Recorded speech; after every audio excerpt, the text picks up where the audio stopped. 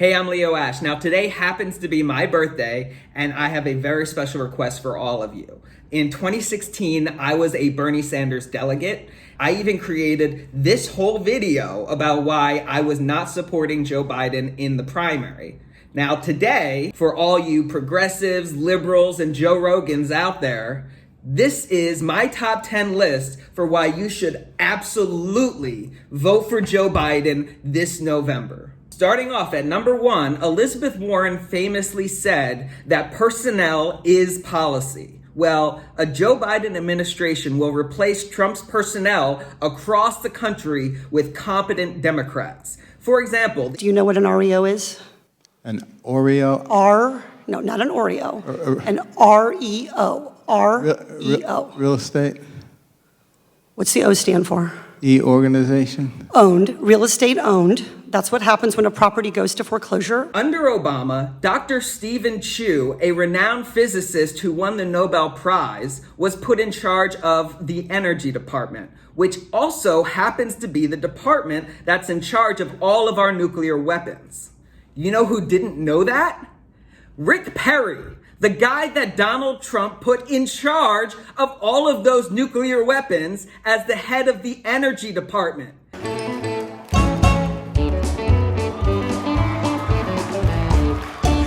Rick Perry infamously couldn't even remember the name of the Energy Department that he wanted to eliminate. It's 3 agencies of government when I get there that are gone.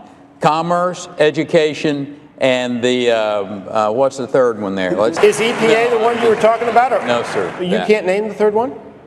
The third agency of government, Yeah. I would do away with the education, commerce, and let's see. I can't. The third one I can't. Sorry. Oops. Talking about energy and the EPA, the second most important reason to vote for Joe Biden in November is climate change. Now, this is one of the easiest issues for us to push Joe Biden to the left, but it also happens to poll well with independents, and it's pretty important to all life on Earth. This planet cannot afford another 4 years of a Donald Trump presidency. Third, and I say this with all due respect to Vice President Biden, but there's a pretty good chance that he will not run for re-election in 2024. And either way, if Biden wins, this country will survive until 2024, at which point we'll be able to relitigate all of this all over again. Isn't that exciting? 2024, progressives versus moderates all over again? And this time, we'll have all the ventilators and toilet paper we need. Number 4, Joe Biden is a decent man and a decent politician. Choosing Joe to be my vice president was one of the best decisions I ever made, and he became a close friend. And I believe Joe has all the qualities we need in a president right now. I have criticized Joe Biden for taking too many deals with Republicans and for giving them too much. But that doesn't mean that he is a bad person, nor does it mean that progressives can't also take advantage of that fact. Unlike our current president, Joe Biden is actually good at making deals, and he's willing to make deals when he needs to. So rather than being on the outside, progressives need to vote for Joe Biden and then push him on the inside to the left on all of these important issues. Which brings us to our next reason, which is Joe Biden has already shown a willingness to learn from his mistakes and evolve. He's evolved on gay marriage, on military intervention. He recently adopted Warren's bankruptcy plan, and he recently put out a student loan debt forgiveness plan. And that brings us to number 6, which is if Biden wins, we could flip the Senate and actually get Congress working again. Do you have any idea what that means? We could pass voter protections, anti-corruption measures, gun control, paid sick leave, and I don't know, how about number 7, which is healthcare reform? Everything that Democrats have said about Obamacare would be true if they had been able to pass a public option. Now, that wasn't the fault of Obama. He just didn't have the votes in the Senate. Nevertheless, this pandemic happens to make the perfect case for why we need healthcare reform. And while I personally still want Medicare for all, nevertheless, you know what would actually be transformative?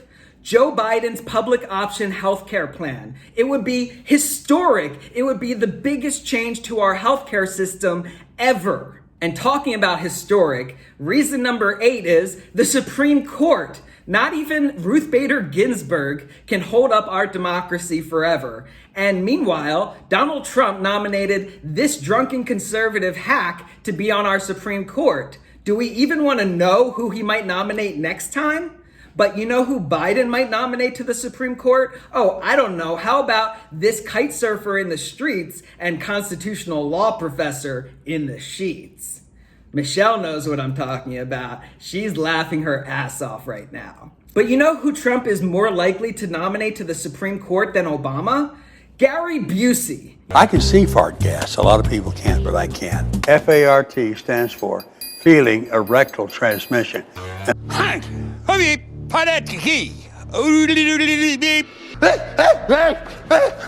You get me. You get me quick.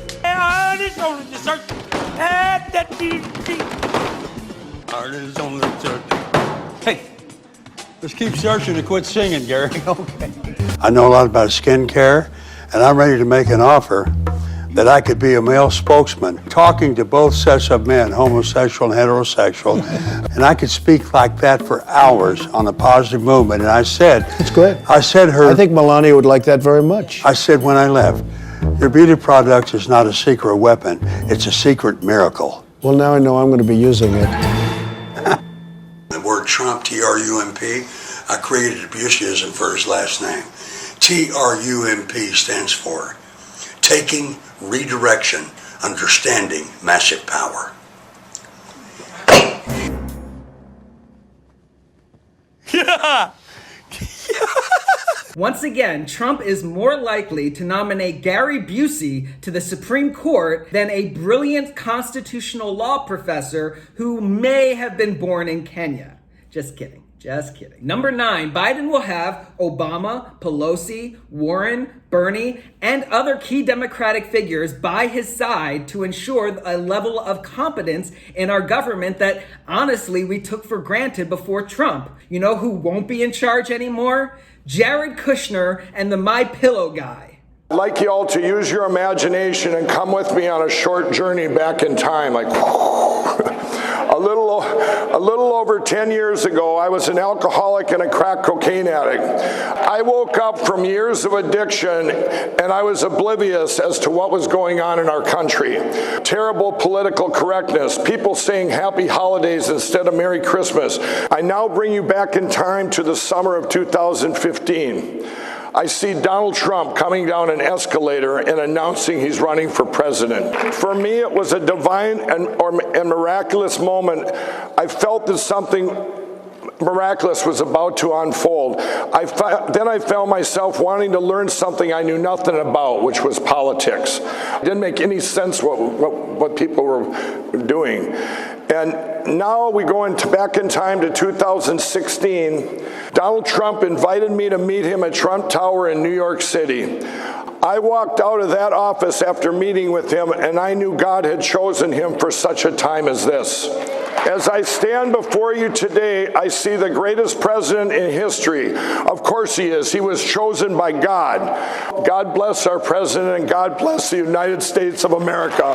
A friend of mine, Mike Lindell of My Pillow. Boy, do you sell those pillows? That's unbelievable what you do. Okay, well, My Pillow is a U.S. vertically integrated company. Thank you, Mr. President, for your call to action which has empowered companies like My Pillow. Now I wrote something off the cuff, if I can read this. Okay.